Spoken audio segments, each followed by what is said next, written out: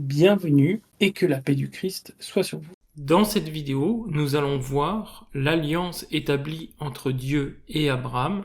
Ainsi, dans leur tentative de récupération, les musulmans font souvent l'erreur de ne pas prendre en compte le contexte, et ici, tout simplement, le verset précédent et le verset suivant, car ces deux versets nous apprennent la même chose, à savoir que l'alliance de Dieu se fera avec Isaac, et Ismaël en est donc dépourvu.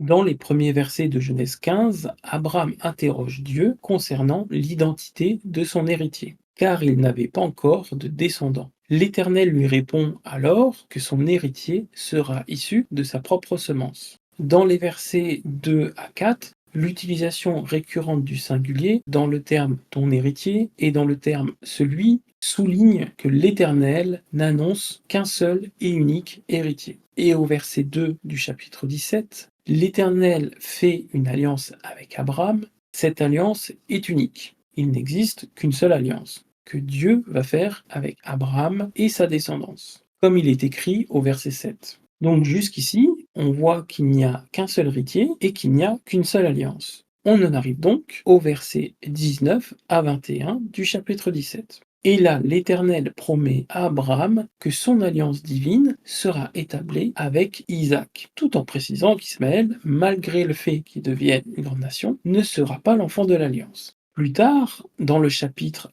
21 de la Genèse, au verset 9 à 12, après que Saraï a demandé à Abraham d'expulser Agar et Ismaël parce qu'il ne voulait pas qu'il soit héritier, Dieu confirme à Abraham que c'est au travers d'Isaac que sa descendance sera appelée. Ces passages bibliques établissent de manière explicite qu'Isaac est désigné pour assurer la continuité de la lignée prophétique d'Abraham et pour être le bénéficiaire de l'alliance divine, ce qui implique l'exclusion d'Ismaël de cette succession prophétique. Contester la préférence de Dieu en faveur d'Isaac plutôt qu'Ismaël reviendrait à vouloir se faire Dieu et vouloir contredire la volonté de Dieu. Et c'est là l'attitude qu'a eu Satan dans la Bible.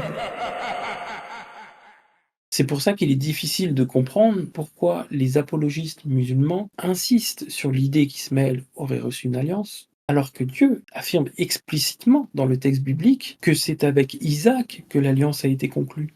Si Ismaël est effectivement destiné à être un héritier de l'alliance d'Abraham, pourquoi Dieu donne-t-il raison à Sarah ? Et pourquoi, dans le verset de Genèse 17-18, Abraham n'a-t-il pas dit par exemple « Oh qu'Ismaël hérite de moi » ? Et je ne dis pas ça par hasard, mais parce que la raison de la promesse de Dieu, et donc de la bénédiction, vient du fait que Abraham a redouté la mort d'Ismaël. Car dans les coutumes de l'époque d'Abraham, c'est le premier enfant qui deviendrait l'héritier. Cependant, lorsque l'Éternel va annoncer que celui qui héritera, ce n'est pas Ismaël et Isaac, Abraham va comprendre que Ismaël va mourir pour que se réalise ce que Dieu a dit, à savoir que c'est Isaac qui allait hériter. D'ailleurs, cela est très bien expliqué dans le Midrash lié à ce verset, que l'on retrouve dans Bereshit Rabbah 47.4. Ce Midrash, qui va aussi forger la vie de Rashi, présente une analogie où Abraham est comparé à un ami du roi recevant une allocution. Lorsque le roi souhaite doubler cette allocution, l'ami du roi refuse, préférant ne pas annuler la première. De manière similaire, lorsque Abraham exprime le souhait qu'Ismaël vive devant Dieu, Dieu va le rassurer quant au destin d'Ismaël, tout en précisant qu'il scellera son alliance avec Isaac, de la même façon que le roi rassurait son ami de sa double allocation.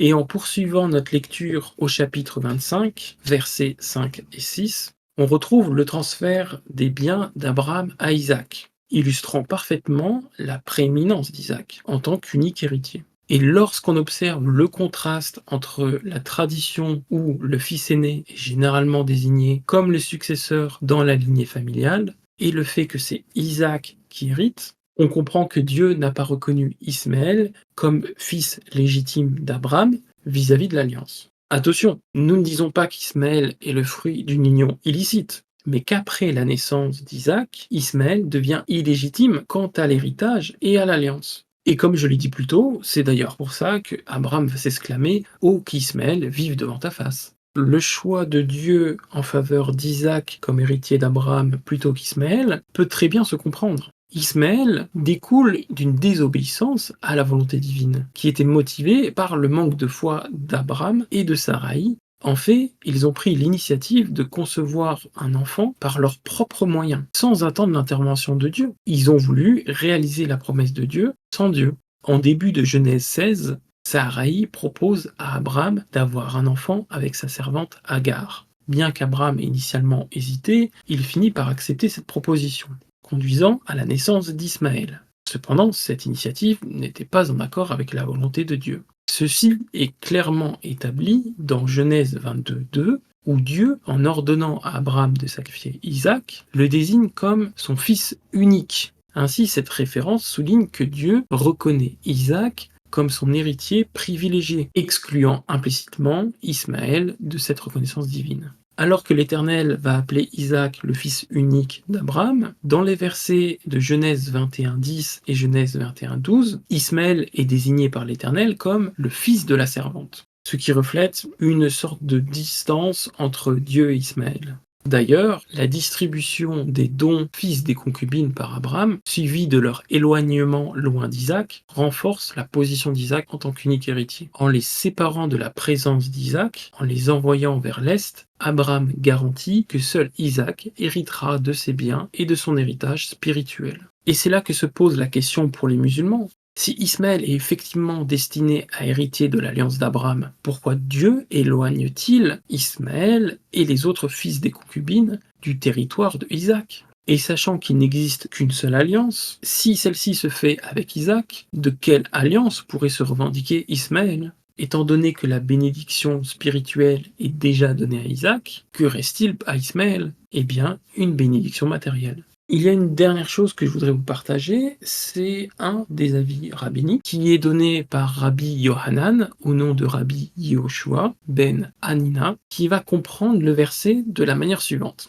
Et Abraham dit à Dieu, ô qu'Ismaël vive devant ta face. Ici, il est question d'Ismaël. Dieu dit, certainement Sarah t'enfantera un fils et tu l'appelleras au nom d'Isaac. J'établirai mon alliance avec lui comme une alliance perpétuelle pour sa postérité avec lui. Là, il est question d'Isaac. À l'égard d'Ismaël, je t'ai exaucé. Là, il est question d'Ismaël. Voici, je le bénirai, je le rendrai fécond et je le multiplierai à l'infini. Il engendra 12 princes et je ferai de lui une grande nation. Il est de nouveau question d'Isaac. J'établirai mon alliance avec Isaac, que Sarah t'enfantera à cette époque-ci de l'année prochaine. Donc, dans cette interprétation, toute la partie où on parle d'une grande nation, d'une fécondité, etc., eh bien, en fait, il est question d'Isaac et non d'Ismaël.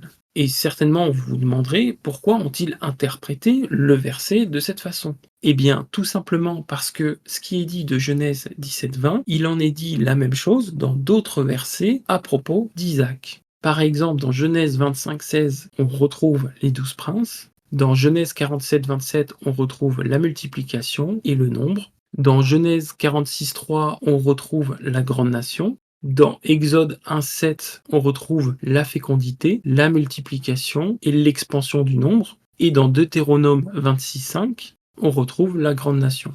Pour conclure, comme vous l'avez vu, il n'y a qu'une seule alliance, avec qu'un seul héritier, qui est Isaac. Tout le texte est très clair sur ça, de sur quoi Ismaël n'a pas part ni à l'héritage ni à l'alliance. Il en est de même des autres enfants d'Abraham. Et cette idée de la descendance qui se fait au travers d'Isaac et de Jacob, on la retrouve dans différents versets de la Bible, à savoir Genèse 21:12, Exode 32:13, mais aussi dans la sourate 29 du Coran au verset 27.